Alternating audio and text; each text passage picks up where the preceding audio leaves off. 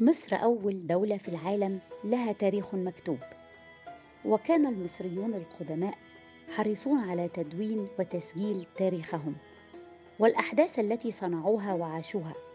وبهذه الخطوة الحضارية العظيمة انتقلت مصر من عصور ما قبل التاريخ، وأصبحت أول دولة في العالم لها تاريخ مكتوب ولها نظم ثابتة.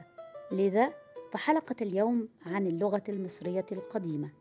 كان المصري القديم يتكلم لغة واحدة بلهجات متعددة، واستطاع اختراع الكتابة قبل عصر الأسرات، مما مكنه من تسجيل تقدمه البشري في كل المجالات.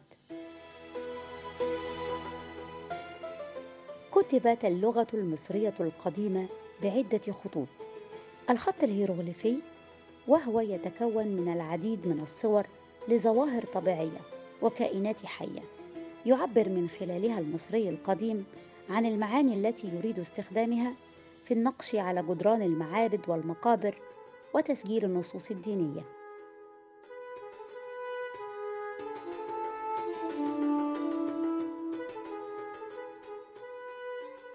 الكتابة الهيراتيقية، خط رجال الدين، نوع مبسط من الكتابة الهيروغليفية ابتدعها الكهنة لصعوبة نقش ورسم الرموز الهيروغليفية، وذلك لتوفير السرعة في الكتابة والتدوين ونشر المعارف بطريقة سهلة.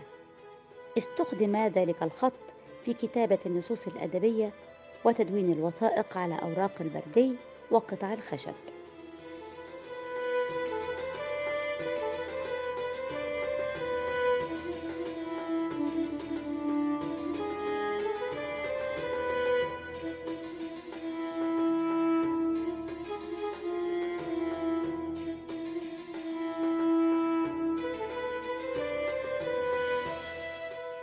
الكتابة الديموثيقية، الكتابة الشعبية، هي استخدام اللغة الدارجة العامية في الكتابة. ظهرت في العصر المتأخر، واستمر استخدامها طوال العصرين اليوناني والروماني. استخدمت في تدوين كافة نواحي الحياة اليومية.